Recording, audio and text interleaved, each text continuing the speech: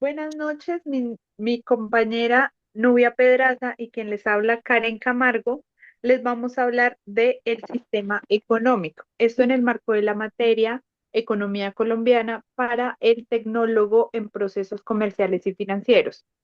Entonces, eh, primero tenemos la escasez de recursos. ¿Por qué la escasez es considerada el punto de partida de la economía y cómo influye en las decisiones de los individuos y los gobiernos? Entonces, la escasez es considerada el punto de partida de la economía porque los recursos con los que cuentan las personas y las sociedades, como el tiempo, el dinero, el agua o la tierra, son limitados, mientras que las necesidades y los deseos humanos son infinitos, ¿sí? Entonces, esta relación desigual obliga a tomar decisiones sobre qué producir y cómo hacerlo y para quién dirigir eso que se ha producido. En ese sentido, la economía nace como ciencia y precisamente para estudiar la forma más eficiente de administrar los recursos escasos y garantizar que estos se destinen a satisfacer las necesidades más prioritarias. Entonces, vemos como un ejemplo que nos dice que a nivel individual la escasez se refleja en las decisiones cotidianas, como en elegir si voy a estudiar o si voy a trabajar, si voy a gastar mi dinero en compras o en alimentación, etcétera, ¿sí? Entonces, cada una de estas decisiones implica un costo de oportunidad, es decir, el valor de aquello a lo que se renuncia por haber elegido otra cosa. Entonces, de manera similar sucede en los gobiernos, que ellos también enfrentan escasez porque los presupuestos públicos son insuficientes para cubrir todas las demandas sociales. ¿Esto qué quiere decir? Que obliga a priorizar entre sectores como salud, educación, infraestructura o seguridad, lo cual influye directamente en el bienestar colectivo. Y en este proceso siempre se dejan de lado proyectos importantes para dar paso a otros considerados más urgentes o estratégicos.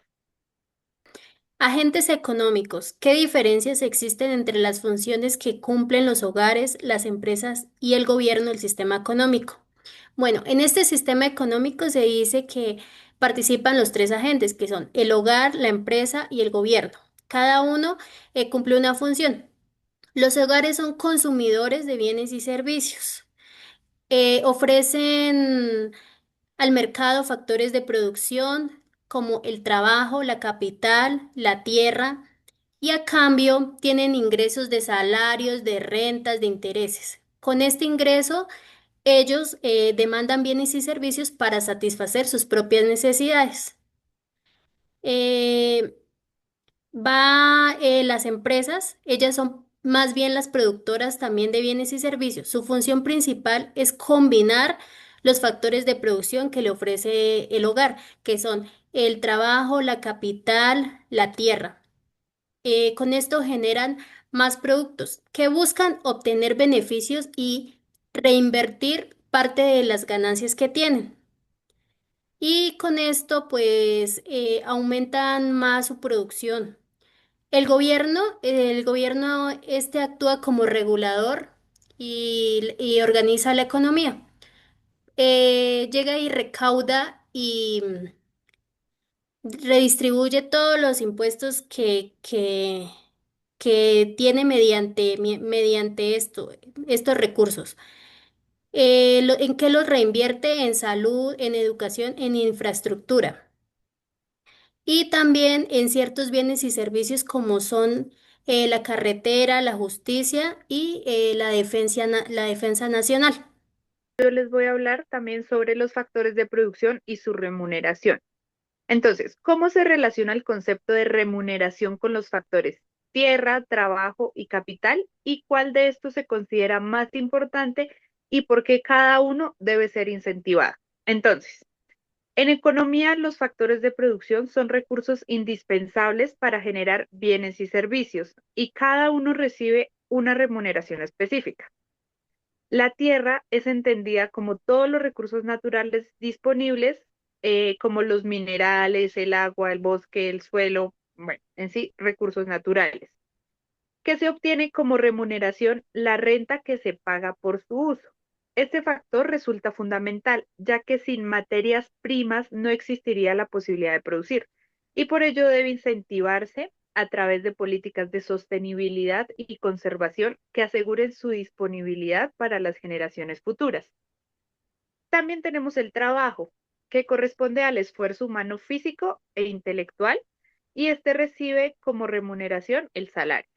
Entonces, desde una visión más social, este factor puede considerarse el más importante. ¿Por qué? Porque ya que este genera ingresos para las familias y constituye la base del consumo, ¿sí? Teniendo el salario, pues empieza el consumo por parte de las personas, de la sociedad. Además, es la fuerza laboral la que pone en marcha los otros factores. Sin trabajadores, pues no hay quien opere las máquinas, no hay quien extraiga recursos o diseñen innovaciones, etcétera. Y en este sentido, pues el capital y la tierra perderían completamente su utilidad. Entonces, este factor es importante incentivarlo a través de salarios dignos, condiciones laborales justas y acceso a la educación.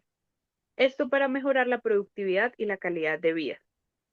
También tenemos pues el capital, que está compuesto por herramientas, maquinarias, fábricas, etcétera, y recibe como remuneración el interés o la ganancia obtenida en su inversión. Su importancia radica en que impulsa el desarrollo tecnológico y la innovación y la capacidad de producir a gran escala. Entonces, ¿cómo incentivamos este capital? Este se incentiva de como con políticas que promuevan la inversión, tasas de interés adecuadas, eh, como una estabilidad económica que permita que los empresarios o las grandes multinacionales como que no tengan el miedo de arriesgar sus recursos. Y en conjunto, los tres factores son complementarios y el progreso económico pues depende de cada uno de ellos y que sea debidamente incentivado y coordinado. La asignación de recursos. ¿Qué mecanismos distintos al mercado existe para asignar recursos en una economía o sistema económico y en qué contextos podrían ser más adecuados? Bueno, existen diversos mecanismos al mercado para asignar recursos en la economía. Uno de ellos son los concursos o premiaciones, que emplean estos para distribuir recursos que cumplan ciertas condiciones. Puede ser como las becas educativas, los fondos de proyectos de investigación, estos siendo adecuados en contextos donde se busca premiar el mérito y el esfuerzo. Otro ejemplo sería en los juegos de azar. Estos serían repartidos de manera aleatoria. Por ejemplo, también existen los sorteos de vivienda de interés social. Este mecanismo es apropiado cuando hay muchos interesados. Y en este no hay como cómo satisfacer a todo mundo. Entonces se hace de modo de azar y pues no garantiza una parcialidad. Otro mecanismo es el orden de llegada, en el cual los recursos se asignan conforme van llegando. Esto, por ejemplo, se hace en los hospitales, en filas para comprar. Esto se considera justo en contextos donde la rapidez en la solicitud puede ser un criterio válido y finalmente está la intervención, como es la seguridad, la salud, la educación pública. Este mecanismo es adecuado en contextos donde el mercado resulta insuficiente y no garantiza un acceso equitativo a bienes esenciales. El papel del mercado y los precios. ¿Cómo se forman los precios en el mercado y por qué se considera que estos contribuyen a la asignación eficiente de recursos? Entonces, el mercado es el espacio físico o virtual en el que se encuentran compradores y vendedores. Teniendo esto claro, eh, en él los precios se forman a partir de la interacción entre la oferta y lo que los productores están dispuestos a vender, y la demanda, que es lo que los consumidores desean adquirir. Entonces, El punto en el que ambas fuerzas coinciden se conoce como el precio de equilibrio, que refleja tanto la escasez relativa de un bien como la disposición a pagar de los consumidores y los costos de producción de las empresas. Cuando el precio de un producto sube, transmite la señal de que el bien es escaso y los productores se ven incentivados a aumentar su oferta, mientras que los consumidores reducen la cantidad que demandan. Por el contrario, si el precio baja, indica abundancia. Entonces, los productores lo que hacen es disminuir la producción y los consumidores tienden a comprar más. Este mecanismo de ajuste contribuye a que los recursos que son ilimitados le asignen hacia las actividades donde se generen mayor valor para la sociedad. De esta manera, los precios no solo cumplen una función monetaria, sino que también actúan como un sistema de información que orienta tanto a productores como a consumidores y evitan el desperdicio de recursos, promueven la eficiencia y permiten como equilibrar la producción con las necesidades del mercado. De la economía de mercado versus economías centralmente planificadas. Entonces dice, compare los sistemas de economía de mercado y economía centralmente planificada. ¿Qué ventajas y desventajas considera que tiene cada una y en cuál considera que podría lograrse mayor crecimiento y desarrollo? Bueno, en la economía de mercado los precios se forman por interacción de la oferta y la demanda. Las decisiones sobre cómo producir y para quién producir se toman eh, con función de señales de mercado. El papel del Estado es limitado, aunque puede intervenir en algunos casos en fallas de mercado. Entre sus ventajas se encuentra la iniciativa, la innovación y la eficiencia, ya que las empresas compiten por atraer consumidores de, de recursos y lo asignan de manera flexible, eficiente y gracias a un sistema de precios, lo cual favorece la diversidad de los bienes y servicios. Sin embargo, esto también presenta algunas desventajas. Puede generar desigualdades sociales, eh, también económicas, riesgos de crisis económicas, inflación, desempleo. En la economía centralmente planificada, el Estado decide qué producir, en qué cantidad y cómo va a distribuirlo. Este sistema busca garantizar la igualdad y la cobertura de las necesidades.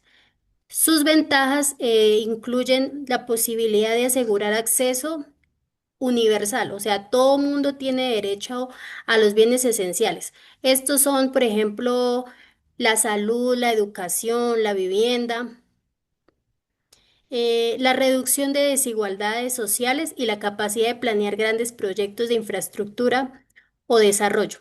Sus ventajas, estas radican en la falla de incentivos para la innovación, la eficiencia, la producción poco flexible. Esto puede generar algunos bienes en exceso, así como menor libertad de elección para consumidores y productores.